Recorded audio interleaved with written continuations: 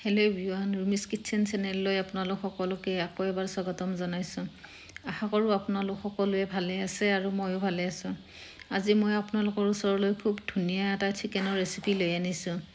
ইয়াৰ কাৰণে মই প্ৰথমতে চিকেনখিনি হালধি, নিমখ, জিৰাৰ গুড়া, ধনিয়াৰ গুড়া আৰু অলপ গৰম মছলা দি সানি পেলাই আধা ঘণ্টামান সময়ৰ কাৰণে ঢাকনি দি ৰাখি দিছো।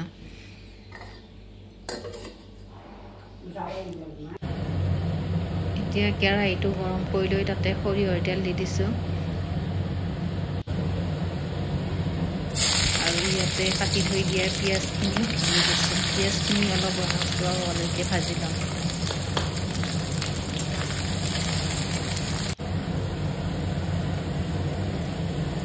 আৰু বটি থৈ দিয়া আদা, ৰহুন আৰু এটা পিয়াজ ধুনীয়াকৈ কাটি দি দিছো।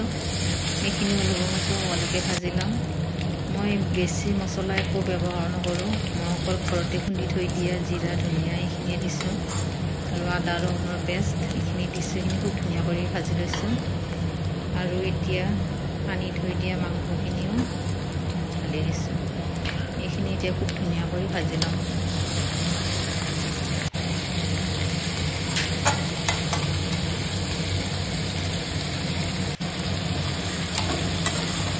খুব ধুনীয়া কৰি 15-20 মিনিটমান সময়ৰ কাৰণে ভাজি ল'ম আৰু এতিয়া ঢাকনি দি ৰাখি দিম। ঢাকনি লগাইও ধুনীয়াকৈ ভাজি লৈছে। ইয়াৰ পৰা খুব ধুনীয়াকৈ তেল এৰিছে। খুব ধুনীয়া হৈছে দেখিবলৈ, কালাৰটো ইমান ধুনীয়া হৈছে। মই ইয়াতে ৰঙা জলকীয়াৰ গুড়া ব্যৱহাৰ কৰা নাই। ইয়াতে মই বিলাহী এটা কাটি দি দিছোঁ আৰু এইখিনি এতিয়া অলপ ভাজি ল'ম বিলাহীখিনি গলি যোৱালৈকে। আৰু এইখিনি ঢাকনি মাৰি অলপ দেৰি কাৰণে ভাজি ল'ম আৰু ইয়াতে মই অকণমান পানী দি দিছোঁ। এইখিনি দেখুওৱা নহ'ল।